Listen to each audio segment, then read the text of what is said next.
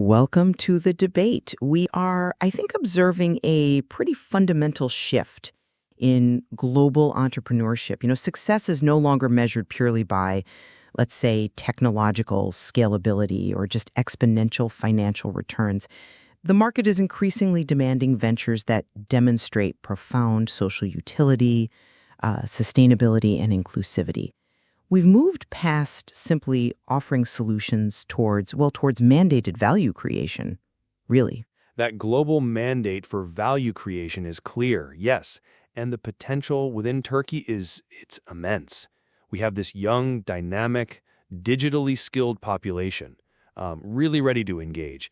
Yet we do have to acknowledge the glaring gap here. This domestic potential isn't effectively translating into a robust, globally integrated presence within this new, value-driven ecosystem. It's just not happening at scale. And that dichotomy really defines our central question today.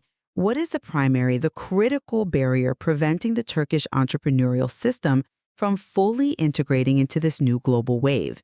My central contention is that the core issue is overwhelmingly a conceptual and cultural one.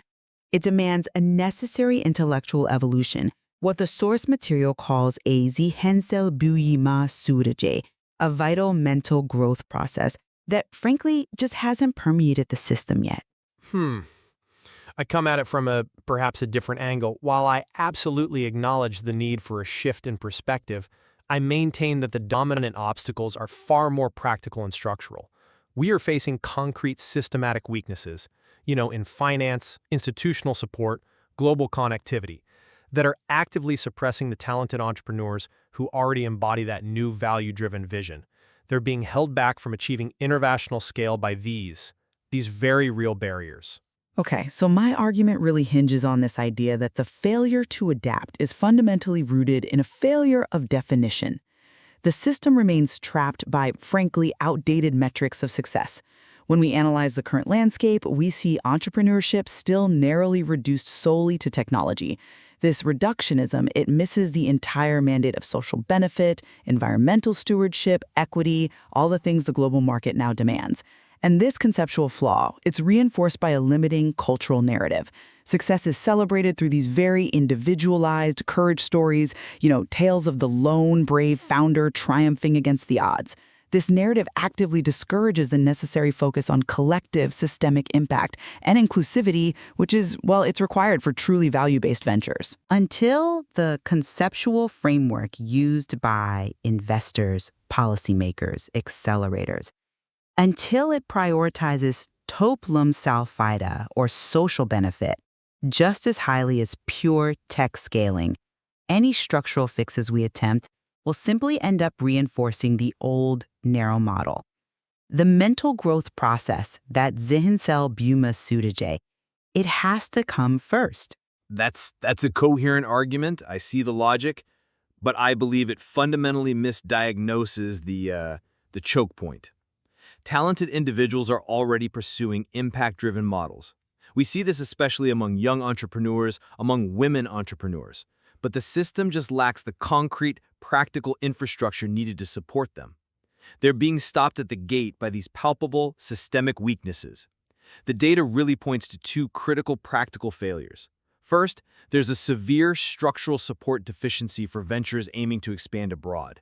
When an entrepreneur tries to scale internationally, they're starved of the necessary outward-facing, multilingual, digital-ready models required for that kind of international integration. And second, perhaps most debilitating, is the severe equity gap.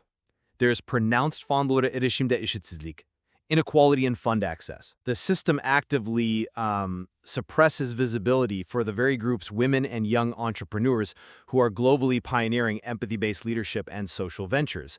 These structural weaknesses are the zayıf halkalara, the weak links that prevent necessary international integration, almost regardless of the individual entrepreneur's vision. The data really points to two critical practical failures. First, there's a severe structural support deficiency for ventures aiming to expand abroad. When an entrepreneur tries to scale internationally, they're starved of the necessary outward-facing, multilingual, digital-ready models required for that kind of international integration. And second, perhaps most debilitating, is the severe equity gap. Okay, let's focus on this issue of limited global integration then. You suggest waiting for some kind of cultural or conceptual shift, but the immediate structural isolation, that seems like the most debilitating factor right now. How can we possibly expect entrepreneurs to commit to global inclusive solutions when the institutional support for, cross-border operations is basically non-existent? It's simply not enough to have a great idea. Without the foundation, expertise in regional IP law, guidance on complex export regs, access to multilateral banking, the vision is functionally contained. It stays domestic. Structural enablement has to precede the widespread implementation of vision, doesn't it? When a socially responsible venture tries to scale globally and the operational support just isn't there, well, that's a failure of the system, not primarily one of mindset. Well, yes, that logic holds if we're just talking about injecting capital. But I think it fundamentally misdiagnoses the cause and effect loop here. The structural weakness you're describing, I see it merely as a reflection of a deeper systemic conceptual flaw. I mean, consider why the funding inequality exists. Why are the global support models absent specifically for these value-based ventures? If the institutions, the investors, if they were already operating under the mandate of this new global wave, prioritizing social benefit and inclusivity, they would have already built those equitable funding structures. They would have built the robust international supports. The very lack of that support, I argue, proves the vision itself is flawed. If an investor is only measuring technological scalability, a venture focused on, say, agricultural sustainability and equity will be structurally undervalued, no matter its social utility. The conceptual failure leads directly to the capital and structural failures. I'm sorry, but I just don't buy that the vision has to shift universally before we tackle these immediate crippling inequities. Waiting for some universal mental growth process to complete itself, that risks a kind of academic paralysis, doesn't it?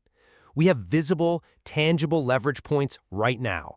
The material clearly highlights the invisibility and lack of access for women and young entrepreneurs, the very groups who are already creating the next-gen models based on empathy, on community connection. For them, this isn't a vision problem, it's an acute access problem engineered by systemic barriers. By actively removing this stili, initiativslik, and promoting these leaders, we immediately unlock local solutions to global problems. That action validates and amplifies the new value-driven vision, and it essentially forces the cultural narrative to catch up with quantifiable success. That's a compelling argument regarding immediate action, I'll grant you that. But consider the depth of influence exerted by the cultural narrative. The fact that the focus is stuck on these individualistic courage stories, it's not just an aesthetic issue. It actively reinforces the status quo in policy and investment.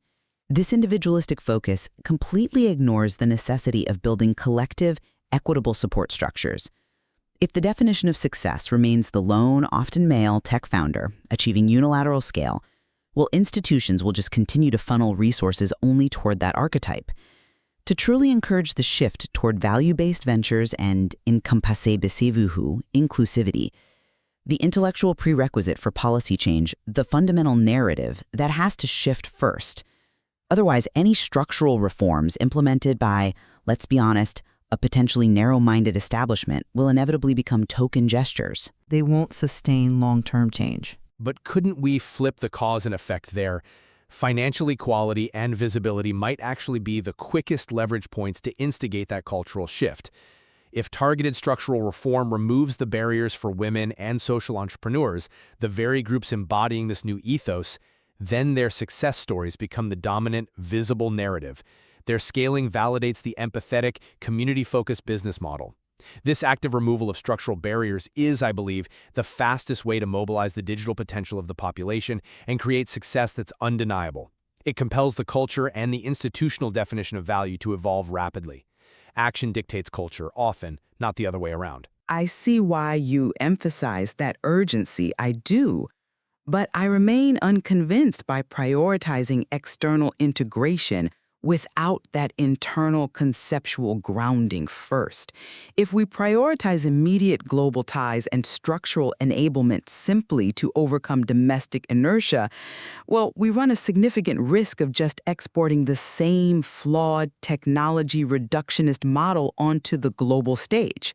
We must first promote value-based ventures, değer temelli girişimlerin teşvik edilmesi, and ensure that the definitional shift towards equity and sustainability is foundational. If we haven't completed that mental growth process domestically, merely opening up the global structural highway, well, it risks driving suboptimal cars on it, doesn't it? Yet isolation is arguably the ultimate deterrent to transformation. To ensure Turkey's dynamic voice is actually heard in this new global story, the most immediate, the most critical action has to be establishing stronger ties with global networks. Küresel ağlarlar, daha güçlü bağlar kurulması, and structural encouragement of externally oriented models. These are quantifiable, actionable steps. They overcome the inertia of a purely domestic focus.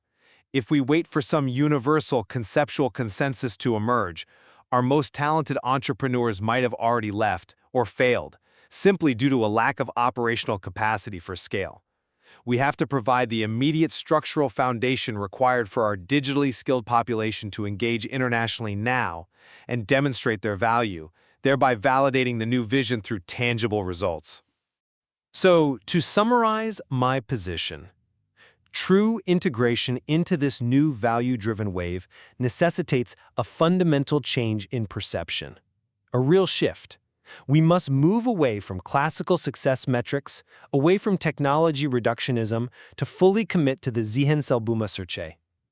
If we fail to fix the conceptual and definitional error first, that fundamental misalignment of values, then any structural fixes, however well-intentioned, will only serve to perpetuate a suboptimal, contained model.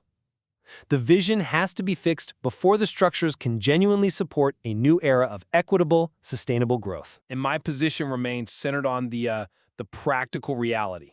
While vision is vital, absolutely, Turkey's immediate challenge lies in addressing the concrete, systemic deficiencies, the inequality in fund access, the lack of systemic support for international scaling. These are the weak links preventing our dynamic population from achieving meaningful international integration now. We must remove these structural obstacles today to allow the new wave of value-driven visionaries to thrive and, ultimately, to create the new cultural narrative through demonstrated global success.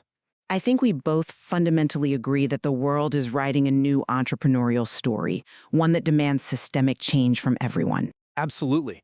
And that story demands that entrepreneurship be fed not just by capital and infrastructure, crucial as they are, but fundamentally by an inclusive vision. Exploring both the structural and the conceptual limitations, as we've tried to do, really illuminates the profound complexity of achieving this true global transformation.